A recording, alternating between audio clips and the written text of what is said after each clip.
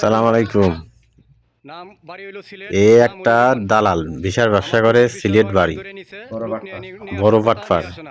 আমার কাছ থেকে 5 লাখ টাকা এনেছে, লোক আনার কথা কইয়ে, ঠিক আছে, লোক আনেছে, আকামা দেয় না, এখন তার খুঁজে পাওয়া যাচ্ছে না। কেউ যদি এর সন্ধান জানেন তাহলে নগদ 1000 রিয়াল, সৌদি রিয়াল তারে দিব। এ সৌদি আরব জেদ্দা থাকে। এর ঠিকানা সৌদি আরব জেদ্দা, আল আজওয়াদ ফাহাদ ক্যাম্পের সামনে। ওখানে আগে থাকতো, এখন তারে খুঁজে পাওয়া যাচ্ছে না। কেউ যদি আপনারা এর সন্ধান দিতে পারেন তাহলে সৌদি আরবের 1000 রিয়াল তারে বকশিস করব। এ বড় বাটপার, দালাল। ওকে ভাইজান, সবাই একটু সন্ধানটা প্লিজ দিবেন। আসার পরে সে আমার আকামার নাম্বার দিব, ওযু করলো এই মুহূর্তে মসজিদে যায়, সে কোরআন শরীফ হাতে নিয়ে কিরে কাটবে। এদিক দিয়ে এই যে ভাইরা দেখেন, 2.5 লাখ টাকা দিয়া তুমি পাসপোর্ট আনি দিবা। হ্যাঁ, এই যে মসজিদে ঢুক। হ্যাঁ, টিকিট কাটে আমি নিয়ে আসবো। হ্যাঁ, ওযু খুলাই কোরআন শরীফটা নিয়ে আসো। ওই যে ভিতরে কোরআন শরীফ আনতে গেছে ভাইরা দেখেন।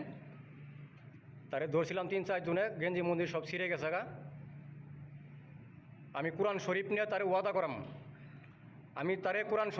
ওয়াদা করামু, সে আমার ওয়াদা অনুযায়ী সে আমার পাসপোর্ট মসজিদে দ্বারা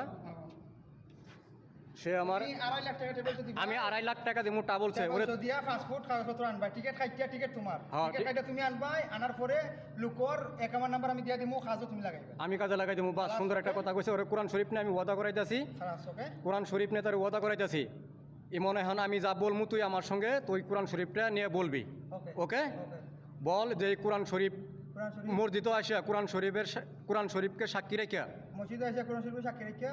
আমি জাফর 2,50,000 টাকা দিবে। তুমি জাফর 2,50,000 টাকা দিবাই। তারপরে আমি তার পাসপোর্ট ভিসা সম্পূর্ণ জাফরের লোকের হাতে বুঝাই দিমু। পাসপোর্ট কাগজপত্র জাফর ভাইরা লোকের হাতে পৌঁছাই দিয়ে দিমু। আর যদি না দেই এই কোরআন শরীফটা হাতে নিয়ে বলতেছি, মসজিদকে সাক্ষী রেখে, মসজিদের ইমামকে সাক্ষী রেখে আমি যদি না দেই আমি আমার মায়ের সাথে জিনা করি।